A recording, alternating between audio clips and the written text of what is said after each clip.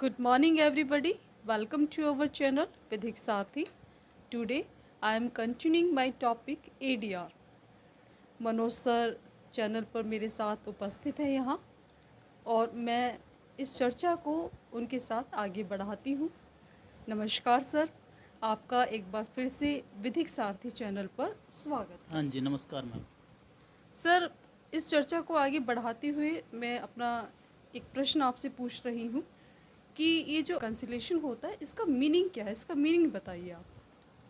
Ma'am conciliation का जो meaning होता है सुलह होती है।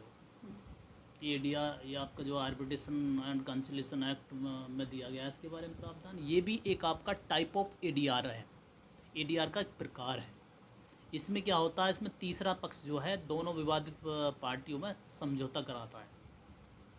ओके सर, ये आर्बिट्रेटर एंड ये जो कॉन्सिलेटर है ये कौन होते हैं सर? ये मैम ये भी आपके दोनों, जैसे हमने पिछली वीडियो में डिस्कशन कर रहे थे, ये आपका आर्बिट्रेटर और आपका कॉन्सिलेटर, ये दोनों आर्बिट्रेशन और आपका कॉन्सिलेशन, ये दोनों ही आपका टाइप ऑफ एडीआर हैं। पहले में क्या होता है, जो आर्बिट्रेटर होता है वो क्या होता है, इससे जो है ये जो पक्षकार जो है विवादित जो पार्टियां हैं वो उसको निर्णय के लिए उसको सौंपती है अपने मामले और विधि की प्रक्रिया के अनुसार उसको मामले को सुलझाता है।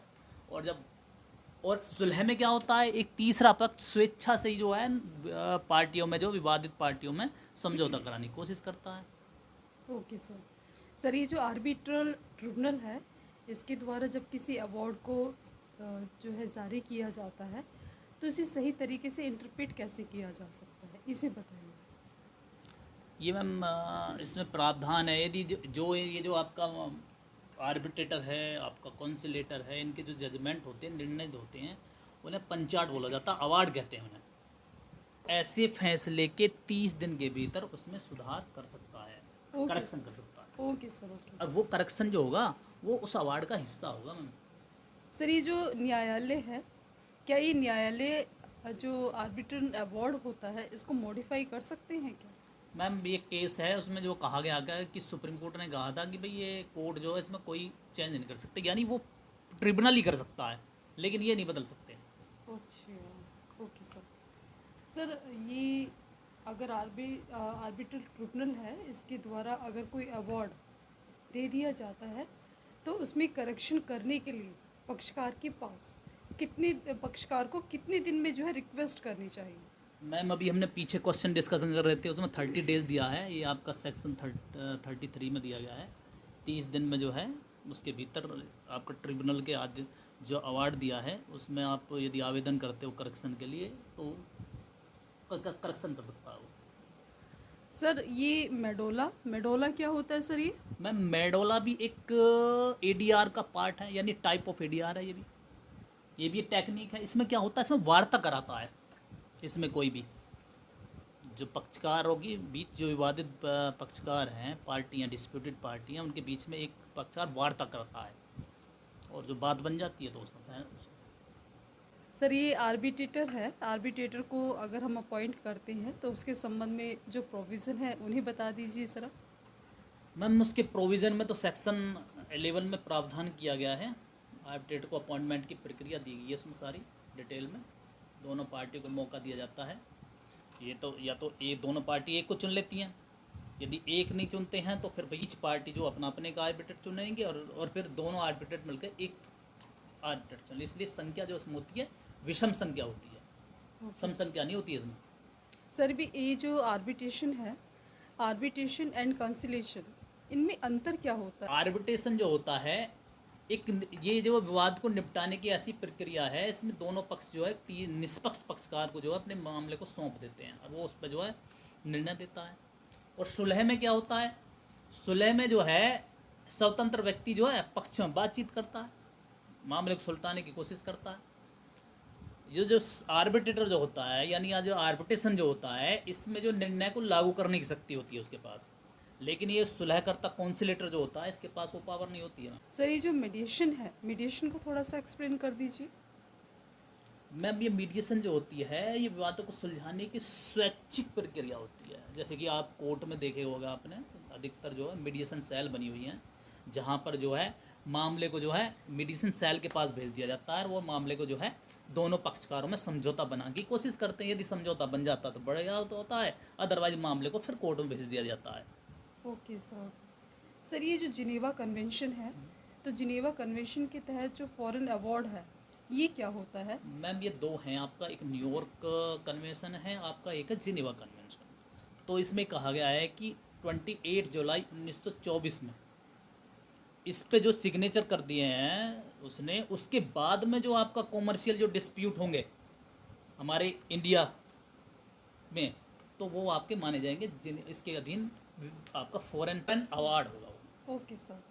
सर उन सर्कमस्टांसिस को एक्सप्लेन कर दीजिए जिनके तहत ये आर्बिट्रल प्रोसीडिंग है समाप्त हो गई है। सीधी सी बात है मैम, जब ट्रिब्यूनल जो है मामले को निपटा देता, कार्रवाई की समाप्ति कर देता, जजमेंट दे देता, तो कार्रवाई समाप्त हो जाती है।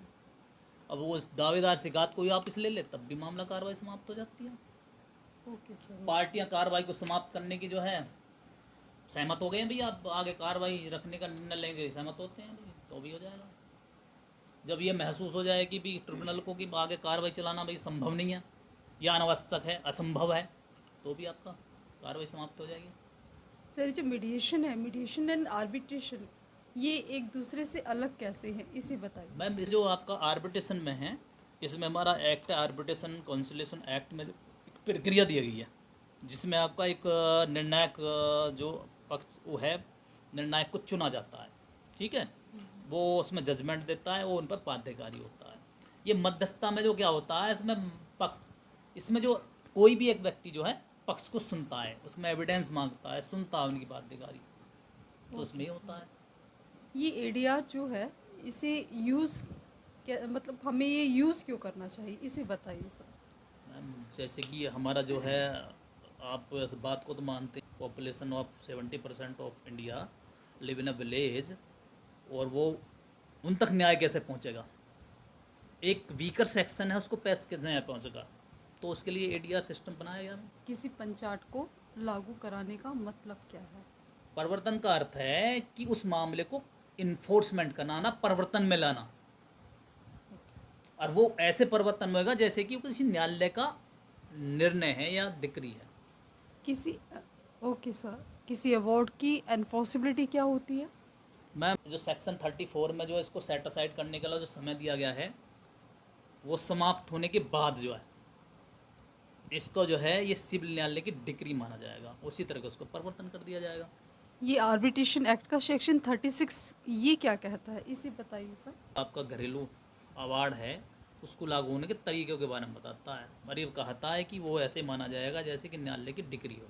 सर ये जो है इसका सेक्शन 37 ये क्या कहता है इसे बता दीजिए। आर्बिट्रेशन और कॉन्सिलेशन एक्ट के तहत कोई यदि कोई अवार्ड दे दिया गया है तो उसमें कुछ ग्राउंड पर उसकी अपील करने का प्रावधान किया गया है इसमें 37 में। सर ये जो अवार्ड है इसे लागू कैसे करते हैं? लागू तो उसी तरीके से किया जाएगा मैम जैसे सिविल न्यायालय की डिग्री होती है, इसका जो प्रोविज़न 36 में है आपका। सर ये जो अवार्ड है, अवार्ड के एग्जीक्यूशन की लिमिटेशन क्या होती है? 90 दिन के बाद इसे परिवर्तन करा सकते हैं, तब यदि 90 दिन से पहले 34 के दिन उसको पास न कर दिया गया हो। सर मेरा प्रश्न ये था आपसे कि जजमेंट और अवार्ड में क्या अंतर है? तो मैम वो ट्रेडिशनल कोर्ट जो होते हैं उनके द्वारा जो जज जो होते हैं उनके द्वारा जब कार्रवाई को प्रक्रिया को कार्रवाई करने के बाद में एविडेंस लेने, आर्गुमेंट सुनने के बाद में जो निर्णय दिया जाता है उसको बोलते हैं जजमेंट, और यहाँ पर जो मध्यस्थम के द्वारा कोई आपका निर्णय किया जाता है उसको बोलते हैं आपके अवार्ड। सर ये जो फॉरेन अवार्ड है, फॉरेन अवार्ड को इंडिया में कैसे लागू किया जाता है? मैम 34 इसके बारे में अपराध कर रहा है, 3 माह के भीतर जो है यदि उसका विरोध नहीं किया जा रहा फैसले का तो उसको लागू कर दिया जाएगा भारत में भी।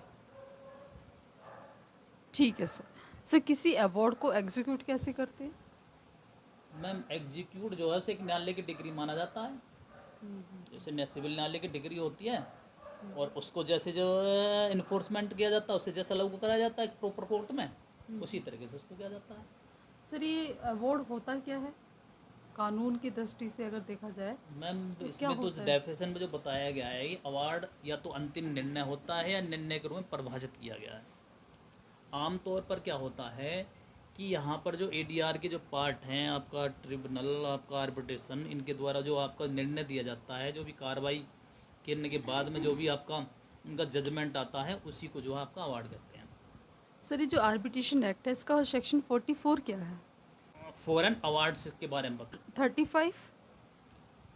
सेक्शन 35 में 34 में जो ग्राउंड दिए गए हैं ना, उसका जो समय समाप्त हो जाता है वो अंतिम हो जाता है।